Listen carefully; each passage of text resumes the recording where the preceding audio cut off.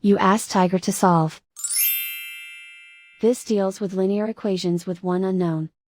The final result is x equals 11. Let's solve it step by step.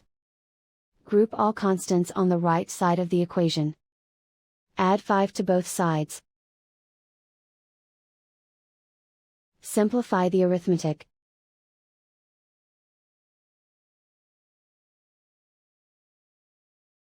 Isolate the x. Divide both sides by 11.